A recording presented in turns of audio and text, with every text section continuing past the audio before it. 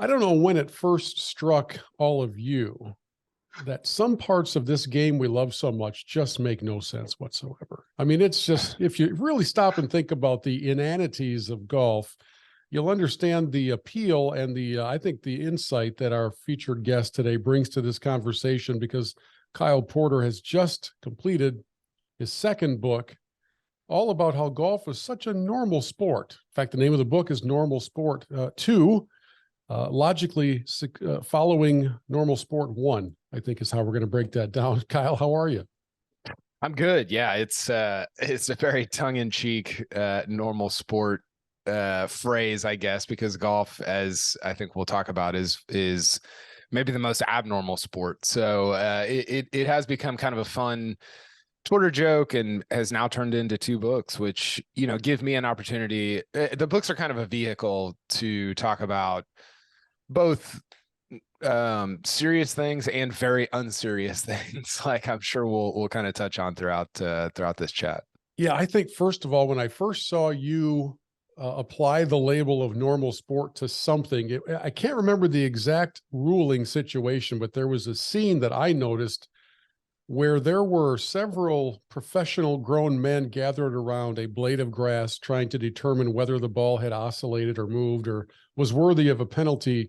And it was, for me, it was at that moment that I first thought, if somebody is new to this game and they just happen, for whatever reason, on a Saturday afternoon to flip through the TV and come across this scene, why on earth would I think they would ever want to play golf ever? It's just so when was it for you, though? Something had to inspire all of this and to lead to 2 books.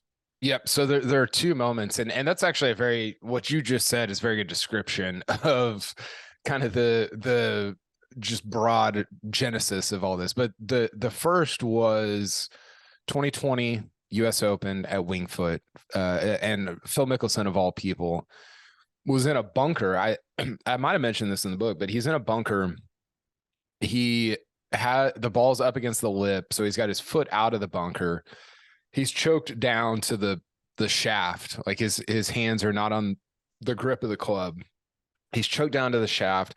His body's contorted every which way. And I was just thinking about how if somebody just stumbled upon this person in nature, like with this thing in his hand and his body contorted the way that it was, they'd be like, "What? This guy looks like out of his mind. Like, what is he doing?" And you get however many of those instances every single round. The other one happened at the 2021 Arnold Palmer at Bay Hill. Terrell Hatton, he hit a ball. They were playing the ball down, I think. They weren't playing lift, clean, in place, and it was pretty wet, and he had hit a ball in the fairway, and there was mud on the bottom of his ball, but he couldn't tell where it was, and so he used his like 6-iron as a cane and bent down all the way to the ground to where his face was like parallel with the ground, about an inch above the ground, trying to determine where the mud was. And I was just thinking, somebody's flipping channels and they just stumbled upon Golf Channel and were watch for 10 seconds, and this is what you get. You'd be like, what am I watching here? Like, what is happening? So those are kind of the moments and they happen a lot, I think, partly because of, golf is the only sport that's really played not outside. Obviously, other sports are played outside, but it has the most variables. A football field is a football field. It's the same length and width everywhere. Same with soccer, same with tennis for the most part. But golf, you kind of get some variables in nature that you don't get in other sports. Animals, water, just all kinds of stuff that I think create these pretty unique situations for our sport. Well, that's for sure. And I want to keep digging into some of those examples, but let's, for our listeners' sake, let's back the train up a little bit as to the beginning of Kyle Porter covering golf. When did this happen for you? How long have you been on the beat? Because I can't imagine the miles that you're covering and the interesting press tent concessions that you've consumed over the years. Yeah, I got into this about a decade ago, actually. 10 years ago this month is when I got the job covering golf at CBS Sports. I had actually started an Oklahoma State. I went to Oklahoma State. I started an Oklahoma State website covering football and basketball, kind of like a I don't know, your listeners would probably know like an MGO blog or an 11 Warriors, like something akin to that. And through that, I just kind of providentially met some of the right people and kind of stumbled into this job at CBS Sports. Shane Bacon actually had the job at the time. He's at Golf Channel now, and he was moving on, not to Golf Channel, but he had a couple stops between then and Golf Channel. And so I took his old job, and I've been doing it ever since. It's been, I think, I didn't know what to expect coming in. It's been way more fun than I could have ever imagined. And it's been a sweet job. You know, when you go to parties or hang out with people and you tell them what you do, they're like, oh, that's the first question they ask you. Oh, do you play golf all the time? I'm like, no, I've got 4 kids. I never play golf. I don't, that's not my job. I cover it. I don't play it. But then, you know, it's fun to get to talk about, because to me, it's been I think it's been a job filled with a lot of joy and something that I've really liked doing, which, you know, is not promised and is not necessarily always the case with a job. Well, you know, it's fascinating to walk in the circles of the traveling circus that is PGA Tour. And as you make trips, I don't know if you're going to every stop, but it seems like it. Or at the very least, you're covering every event. Maybe sometimes it's from home where you have 4 kids crawling over you. And did you ever think there would be a time, though, where you could actually make a living and help support a family by covering this crazy game that would eventually lead to you writing a book about the insanity of this crazy game? No. And I think when I first started out at CBS Sports, looking back, I thought I knew what I was doing, and I did not. You know, I always go back to this quote. We all have that moment, by the way. We all have for sure. I always go back to this quote by Matt Kuchar, of all people, where he said the learning curve on the PGA Tour for playing on the PGA Tour is 10 years. He was like, 10 years in, you know what you're doing. And that is probably overstate. That's actually probably true for most players. I think there are some prodigies that kind of adapt to everything, the travel schedule, all that stuff, a lot quicker. But I would say it is true for a media job also. 10 years in, I finally sort of feel like I know what I'm doing, how to get around, you know, what to say, what not to say, all those types of things. And it's taken for me that long to kind of get comfortable with everything, which is both, I hope that's encouraging to people who are trying to maybe get into this profession, because it takes a long time before you kind of feel like you know what you're doing. So all that to say, no, I couldn't have imagined this being, you know, kind of what I did. I remember telling my dad when I got the job, it's like, hey, I got this job at CBS Sports. I'm going to cover golf. And he said, are they're going to pay you for that? I was like, yes, that's what a job is, Dad. Actually, I'm a professional. So no, it's been a ton of fun, and I've enjoyed it immensely. Well, you know, we live in this new world economy where some things are harder to describe than others when it comes to jobs, right? It's not as common these days that you actually take a time card and punch it in a clock and go and make widgets. Instead, it's all these different forms of marketing, communication, and broadcasting, and telling stories is really what it all boils down to. And yet, just when you get to the point where you think, hey, maybe I'm getting a handle on this, my observation of PGA Tour, at least, has been that they then changed the rules, right? Because now these players, I can remember a time, Kyle, when we were doing our broadcast from the old Buick Open, so several years ago, obviously. Yeah. And we had a radio broadcast location set up right by the putting green, which would never happen anymore. And as the players would go by, on occasion, we'd just wave them over. They'd sit down and talk, and we'd have them on the show. Well, there's no chance of that. They would be tackled and tasered before the tour allowed that to happen these days. So the rules kept changing. They still are changing. And the one-on-one upfront personal access with players on that tour has become quite difficult. You're around them more than I am, so maybe you've got a little bit more relationship built. But for the most part, these are independent corporations that are walking by, and they don't really have anything to gain by sitting down and talking about anything that matters. I mean, they might stop by and give you 30 seconds on something. How has it changed, though, in your observation and your experience in just the last 10 years, let alone the last 30? I think what you said is a really good point, and it's led to me attempting to do two things. The first is to build relationships with guys that will share things, that will speak and talk eloquently about the game. You know, Rory McIlroy comes to mind. I've built up a good professional relationship with him, and so you try to figure out who those guys are, because there's some guys that I think they're a little bit, I don't know if old school is the right word, but they would have fit in the 70s with, I was thinking the other day about how much fun it would have been to cover Lee Trevino, right? Like Right. they just say anything, and he's funny and just he's fantastic. And I think there are some guys that are still of that ilk a little bit. They don't necessarily have that personality, but you know, even some of the guys we saw at the match last week with JT and Spieth, and you know, Tiger's not really like that, but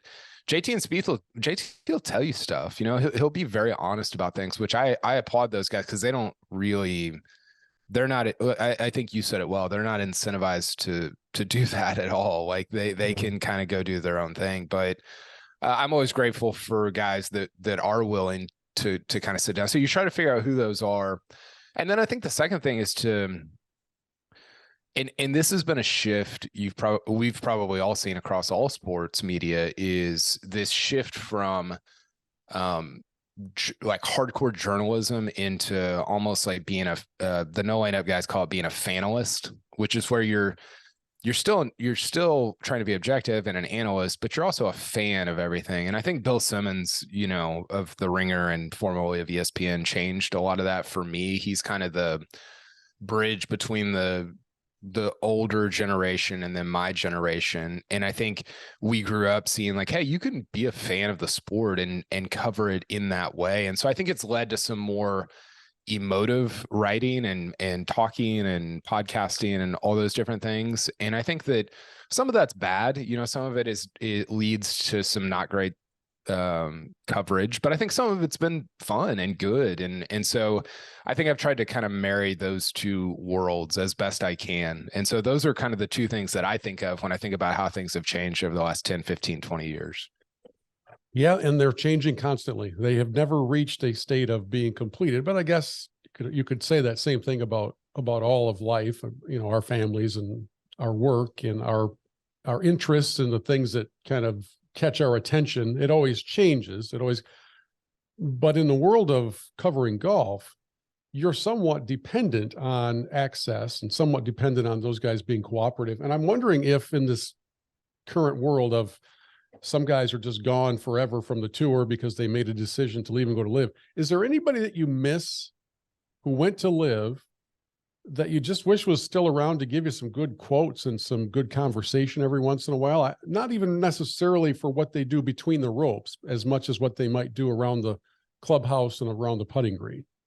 Yeah, I think the two guys that are maybe the most obvious, but for me, for sure, are Phil and Bryson. You know, Phil is one of the, you know, I mentioned Lee Trevino earlier. Phil's a character. He's very different than Lee Trevino, but he's a character, you know, and there's not, I think broadly in sports, there's not a ton of pure characters left. And some of that is because, like you said, they're corporations, and a lot of people are incentivized to make these guys not characters because there's a lot of money at stake, and you can get yourself into trouble very easily. So I miss Phil. I think he became a pretty easy pinata, a pretty easy punching bag, and some of that was deserved, but some of it was, I think, some frustration from all of us that it's like, man, I loved covering the PGA Championship last year at Kiowa. It was one of the most fun events I've ever covered, and primarily it was because of Phil, you know, and so I do miss him. I miss Bryson also. Bryson's also a character. I don't know if he knows he's a character in the same way that, or I don't know if he knows the type of character that he actually is. He's both unintentionally funny and like he kind of checks all the boxes when you're looking at great characters. And I'm definitely going to miss covering him. Not that I won't cover him, because presumably he'll be at the majors for the next several years and perhaps beyond that, but I've loved covering him. he's crazy. He does insane things, but I have a lot of respect for his willingness to kind of remake a game that was good enough to be a top 15 player in the world. And he tried to become a top 5 player in the world. And in a lot of ways he succeeded. So I'm going to miss covering somebody like that, because I think he has a lot of interesting characteristics and traits that are fun to write about. You know, it's funny. I don't think Bryson's playing a character, because I don't think he can turn it off. He's done enough weird things to his own detriment that you would think, dude, if you could turn it off, this would be a good time to do so. And I you know, one of my examples would be how he treated the folks at Rocket Mortgage, who had signed him to an endorsement deal. And then when he missed the cut a couple of years ago, he just ditched town, just left his sponsor standing high and dry. And I was thinking, either you have so much money that this amount doesn't matter to you, or you really don't get it. You know, if we think about things in terms of the context of your book, Normal Sport, for most all of us, in whatever line of work we are in, whether it's talking about golf or whether it's working at the business, whatever it is, you generally have an understanding that there are some parameters you have to follow in order to maintain your employment, right? If Kyle Porter decided today to go ballistic on all things related to CBS Sports and CBS, probably not going to work out terribly well, right? And we could all have similar examples like that. For Bryson, I don't know that maybe the checks are so big that it doesn't matter, or it didn't matter. I don't think he had any filter or any ability or any self-awareness to like look around and think, hey, everybody's kind of looking at me with that one weird squinty look, like, did I just say something wrong? Because it seems like he was clueless. Well, I think you're right. And I think the self-awareness part of that for me is probably the part that I thought, or that I think he sort of lacked the most. And again, some of that provided a lot of unintentional comedy for those of us who were covering and writing. You know, when he goes on air after the Open, or after, well, I think it was the first round of the Open Championship last year at Royal St. George's, when Colin Morikawa won, he's like, "Hey, my driver sucks," and you're like, well, Cobra's like, "Excuse me." and again, like, he's sort of unfiltered, but to your point, that's not a professional thing to say, and it's certainly not a self-aware thing to say. But for those of us in the media, it provides some unbelievable, I mean, I called him in the book the high king of content, because he provides you so many opportunities to just it's almost too easy to like poke fun at some of the things that he says. But I think you're right. And I'm gonna miss that, but I'm also gonna miss the player, because he made himself into a really world-class, I think, kind of not even modern player, but almost futuristic. Hey, this is what guys are going to look like, not physically, but just in terms of their statistical makeup for the next 15 or 20 years. The name of the game is hit it as far as you can, be decent or good enough with your wedges, and then make some putts and win golf tournaments. And that was what he became. And I thought that was a really interesting archetype for what the future of golf could be. Yeah, he definitely has caused people to give a lot of thought to where the game is, where the game's heading. And it's not all negative, as you said. There's a lot of it that's fascinating. I never thought for a moment that his back could hold up to that sort of a stress load that he was putting on it. And he set out to prove everybody wrong. I would actually like to know someday if he did it all naturally, or there's some stuff in there that just makes no sense from a Barry Bonds-esque physical overhaul standpoint. But again, here we are talking in the context of normal sport. And I guess in that respect, it is a normal sport, because there's always somebody in every sport trying to gain an advantage, and they may go about it in different ways. Bryson, I don't think, had any restrictor plates put on him by anybody. I don't know if anybody could whisper advice in his ear. If they could, he wasn't listening to it. And it just looked like he was like sprinting off into his own mad science experiment, where he was not only the scientist, but also the lab rat. Yeah, no, that's very true. I think the tongue-in-cheek normal sport version of that is, the PGA Tour has not been super forthright with some of their policies as it relates to things like suspensions and performance enhancing materials, and I'm not, that doesn't mean that Bryson was or was not doing anything, but and now at Live, like they're not going to be forthright about that. I think golf has kind of done a bad job of being, I can't think of the word that I'm sort of looking for there, but being like you need to be kind of an open book when it comes to things like that. And yeah, there's no transparency in it, and transparency, there's yes, probably a level of protectiveness or self-protectiveness that is, all right, look, if we want to keep seeing television dollars skyrocket in a post-Tiger era, we better get our act as clean as it can be, even if we know that it's not. Is that right? Yeah, no, I think I think especially now for the PGA Tour, and we talked about Liv a lot in the book, because Liv, we're talking about Bryson here. Bryson was the kind of the through line for golf in 2021. He was what everything revolved around in 2021. And in the same way, 2022, everything revolved around Liv. Like Liv was the through line. And I think when you put Liv up on the chalkboard and you put the PGA Tour next to it, and Eamon Lynch of Golf Week has been really good on this, about how the tour needs to be super transparent. How does the PIP work? What's our drug policy?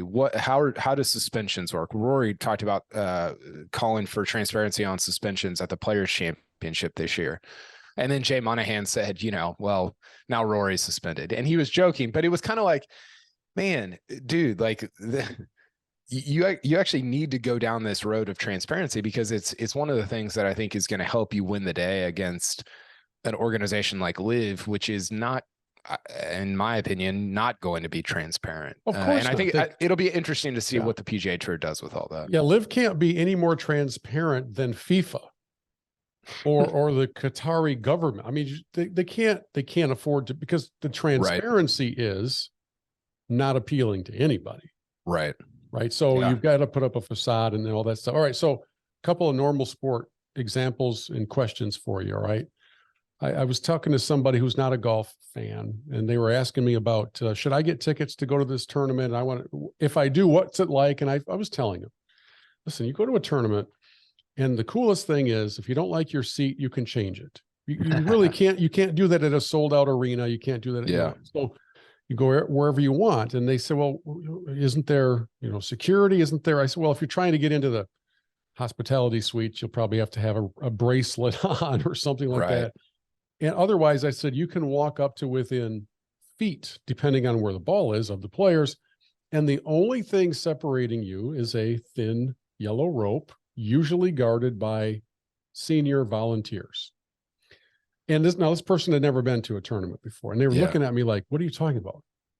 There are barricades, there are police, I said, no, there's a thin yellow rope that kind of defines the playing area around the golf course. And if the player happens to hit a bad shot outside of the rope, they'll just lower the rope. And he said, well, doesn't that lead to people ambushing, running out?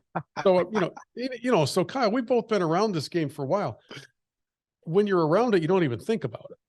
But it cracks me up how usually at the main entrance area, they'll be looking in if you have a bag, they have to go through your bag. They'll look through if the ladies have purses, they go through the purses. Sometimes they take them back to the car and all this stuff, and take these precautions. They used to try to take your cell phones. Now that's long since gone. And yet, I mean, let's be honest, this normal sport, at any given moment, if somebody just wanted to make a scene, and on occasion they do, they just duck under the rope and run out onto the playing surface. So normal sport.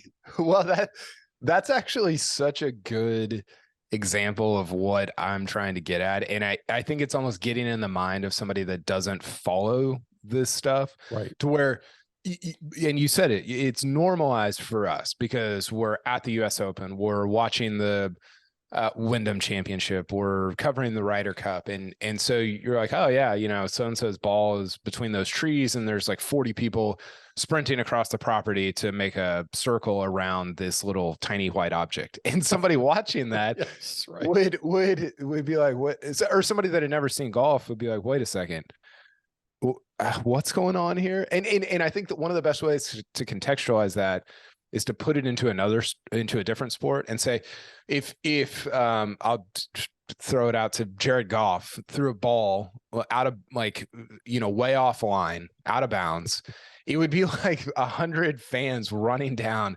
and not to get the ball, but to make a semicircle around the ball and to just stare at it for the next 10 minutes until Jared Goff walked up and picked up the ball. And you're like, that would be absurd. Like, why would anybody ever do that?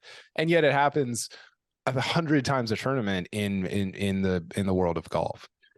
The United States Amateur Championship is very popular for so many reasons. One of them is that during the finals or semifinals, you can walk down the fairway. Yeah. You keep your respectful distance from the competitors, but you can walk right down the fairway. There's no ropes, that kind of thing. A few years ago, I'm at the Am with my son. We're walking along behind watching, I think it was a semifinal match. And a well-intentioned, I'm not trying to impugn her motives, but a volunteer marshal, she was probably the hole captain, which is another normal sport thing if you got a hole captain.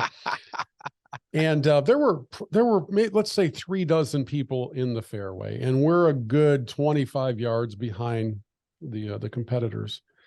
And she's got her little quiet please sign, which is I've got one in my studio. It's just a wonderful, wonderful thing. It's a power sign is what it is. Yes. And she walked over, not to my son and myself, but to this young couple that was standing exactly parallel to us, not an inch further towards the players than we were. And she came over like on a beeline, like she had to get there before this shot was struck. And she says to them, I'm going to need you two to back up a half a step, please.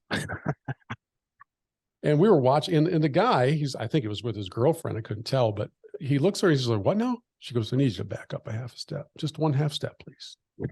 And to his credit, he said, I'm not doing that. I'm just not going to do that.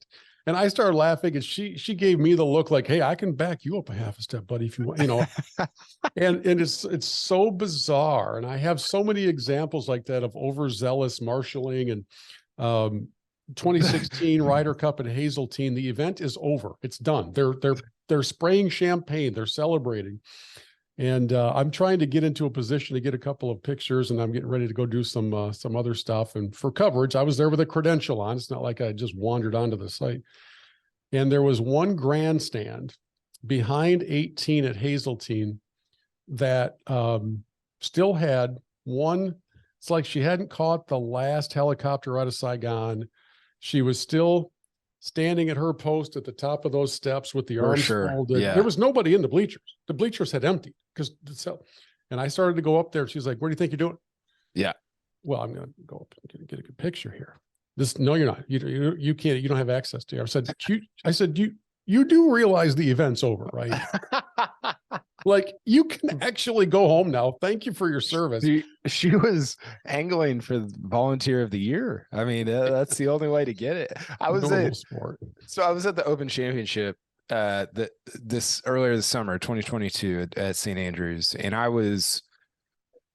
think it was Tiger's group. I was following Tiger's group. He had a ball way offline on like 15. And so he's walking to it, and I'm on all the fairways there, as people know, are parallel to one another. And so I'm not even really on his hole. I'm on a different hole, kind of close to the rope. I have my inside the ropes badge, and I'm inside the ropes, but not anywhere near where Tiger was. And I was probably at least 30 feet away from kind of where he was. And this person all of a sudden comes up behind me and grabs me, like wraps his arm around my arm and my chest and just starts dragging me to the rope line. And I'm like, buddy, what are we doing here? You're Because touching me. One, don't touch me. Two, I'm not close to the ball. I'm not close to where like anything. And three, I have an inside the ropes badge. He's like, oh, I'm sorry, I didn't see that. I'm like, yeah, well, maybe you should like give it a couple seconds next time. So that's another example of like it's so strange to have. Imagine baseball media being able to walk around in like on the field of play during a game and like trying to police that. The whole thing is just, when you really start to think about what's actually happening, it's truly preposterous. When ropes attack has got to play a major role in normal sport too, yes. Because sometimes what looks to be an innocent string of nylon keeping away the hordes of barbarians that are gathered around the edges can actually strike back at the very gladiators it's intended to protect. Were you anywhere near this moment when Bryson was taken out by an unruly rope? I was not. We did not go and cover any live events in person, but I do think I was one of the only people. Well, I wasn't the only person, but I was one of like 15,000 people watching it on YouTube at the time. And so I think I was the first. It was a peak rate for them. Yeah, exactly. I think I was the first to kind of get the video of it, and immediately, so our illustrator Jason Page, who's tremendous, just unbelievable at his job, we immediately messaged each other, and I was like, well, I mean, if this isn't an illustration in normal sport too, then what are we doing here? So it's definitely in there. His just obscenity-laced tirade afterward was incredible. The whole thing is just, again, it's peak Bryson, because it's unintentional comedy at its finest, and he's the only person that could have possibly happened to, and it became, a joke, and will be a joke for the next several years. How often do you have normal sport thoughts when you're at Augusta? It's got to be at least twice an hour. It's got to be. Yeah. I'm trying to think of, a lot of their stuff is more off the course than on it, because they are so, and I think players love this. They do such a good job of providing privacy on the course for players. Players feel, I think, more protected there than anywhere else in the world in terms of between the ropes. And so it's almost in the, merch tent, or people downloading this Masters app that they delete all the other apps to make room for like 4 days out of the year. And just the level of hype around this kind of 4-day event, I think is that to me, it's more about the off the course stuff than the on the course, because the on the course is actually, I think, one of the more controlled environments in all of golf in terms of, unless you're Billy Horschel, I guess, but in terms of the way the players kind of go about it. Horschel, he always just seems to like lose his mind there. I mean, he's sliding down the hill on 13. He's cursing at flag sticks, throwing clubs, he's put himself in some pretty incredible situations. Maybe one of the funniest normal sport moments of all this year happened at Augusta, though. It was Tyrrell Hatton, I think, again, on I think it was on 13. He made like a 6 or 7, and he took his club and started shooting it like a shotgun at the azaleas. And you're like, well, and it wasn't the first time he had done that. He's done that before at elsewhere. And I can't imagine that went over super well with the ANGC folks there. Strongly worded letter to follow. Yes. From a media coverage standpoint, I've done the last couple of women's AMs, Augusta National Women's AMs. Those are fun. They are fun. And but the first time, I have some really good recording equipment. I mean, doing a radio show for 30 years. So recently bought a very good mic that plugs into my phone. Well, as you know, and maybe our listeners don't, you don't take your phone anywhere. It does not leave the media center, which was fine, except the first 2 days of the women's AM are at Champions Retreat about 15 minutes away. and it's not Augusta. So I went to the interview area where one of the very kind media staff helped me arrange an interview with one of the young ladies who's from Michigan who was playing. And she says to me very quietly, like a whisper, like a CIA kind of a thing, like, "What are you planning to record with?" And I said, "Well, I have this microphone. It plugs into my phone. My phone's on airplane mode. It's literally only a recording device." You're not gonna be able to use that. I said, well, it's in my pocket. I mean, literally there's a cord sticking out of my pocket. I don't have another recording device with me. It's either this or I take transcription and try to do a recreation later. Just don't let anybody see that. Okay, well, I will do my best. So then we have the interview, and it's in front of the Step and Repeat backdrop banner there at the interview area at Champions Retreat, but I'm just doing audio, right? And I said at the end, let me get a picture of you. I can put it up with the audio. And no, you can't take a picture. You can use our pictures, but you can't take the picture. And I was like, normal sport. This is ahead of its time. If I'd have known Kyle very well at this juncture, I would have sent him a note like, "I got one for you." But even before that, Kyle, my ultimate example of normal sport, and if you ever do edition 3, this happened, I'm sure, before you, maybe even 10 years ago. This is at Hilton Head. I want to say the pro was Brian Davis, but I'm not sure I have that name right. But it's the final hole. It's the 72nd hole. It's Sunday. He's up. Who is he up on? Is he up on Furyk? I cannot remember, but he hits it left of the green, down into the marshy area, into the reeds. And on his takeaway, he ticks the top of a reed, hits the shot, hits fine shot. He wins by 1, except that he stands there for a while, and he calls over to, I think it was Furyk. He's like, "Hey, I think on my backswing, I think I ticked the top of a reed, and it might have come out, it might have come loose." Now, it wasn't a practice swing. It was literally during the swing. Call probably, who would have been the Slugger White, probably, or somebody comes over. Yeah. And now there's another official coming over. And now there are 4 grown men standing in the marsh trying to figure out, this is my favorite part, normal sport, trying to figure out if the reed that he hit had been loose or if it was actually still in the ground and that he had uprooted it. And so, Kyle, they went to the instant replay. Yeah. And in the end, this guy, full of integrity, who was trying to do everything the right way, gets assessed a 2-shot penalty, loses the tournament by 1 shot because multiple grown men had been waiting around in the murk to determine whether or not this cattail 14 minutes prior had been in the mud or just sitting on top of it. A rule that has since been changed. And I thought, this makes so little sense. Then that's an example of something that could never happen in the NBA or in or in the NFL. Like there are other things that would happen in the NBA or NFL, but not that. That was 2010.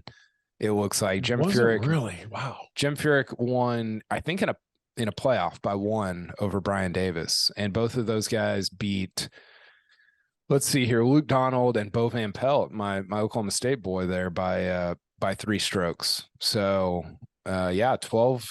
What is that? Yeah, 12 years ago, 2010. Wow, that seems like a lot sooner than that because of how much it irritated me. And I'm not even a Brian Davis fan. I just thought this is not justice. And I'm guessing there are so many examples from the rules of golf that you could point to and do in the book that, this is just punitive for the sake of being punitive in this case.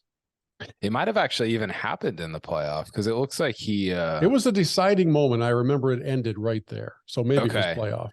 It must have been in the playoff because it looks like he birdied 18 in regulation to get into the playoff, and so it must have. I don't have the playoff scores up here, but it must have happened in the playoff. So yeah, there was a normal sport moment this year with who was it? Dylan Fratelli at Hilton Head. He hit a ball in a tree Oh, right. one of those kind of willow trees, and it was stuck. It was hanging. Yeah. It was hanging down like head high or maybe a little bit above his head. And so he hit it, I think with a driver or a 3-iron. He like tomahawked it, and come to find out, because he was this is actually hilarious, because he was standing in his own line, like in the line. That's right. Between his, or like of his ball and the hole, he was assessed a 2-stroke penalty. Because he was like perpendicular to or something. Yes, because of where he was standing. Apparently, I think it goes back to the side saddle putting deal that Bryson used to do, and how you can't. It's not the same rule, but I think it's sort of like akin to that rule, and you're not allowed to do that. And so this like funny moment where I think he went on to make to make a par or something.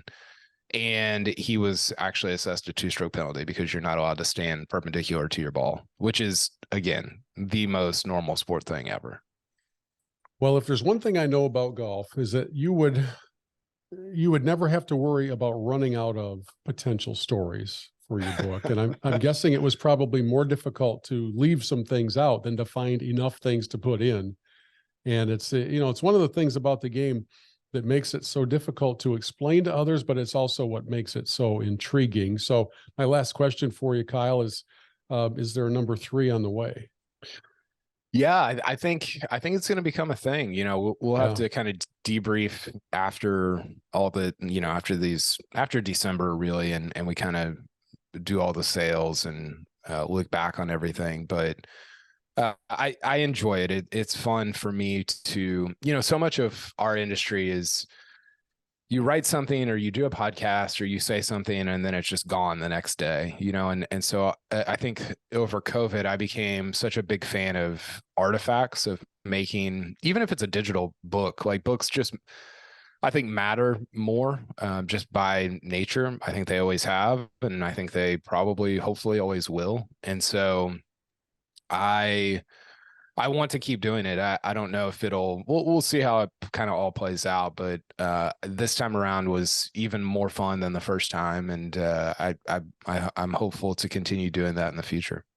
Well, not to give you more to do in your life with 4 kids and life on the road, but it would make a fantastically engaging video series if you were able to put some visuals along with the examples in the books. And easy for me to say, you're the one who has to do the work, but it is really good stuff. It's really engaging. And I don't know if you're aware of this, Kyle, but you happened to put it out just in time for Christmas. Who saw that coming?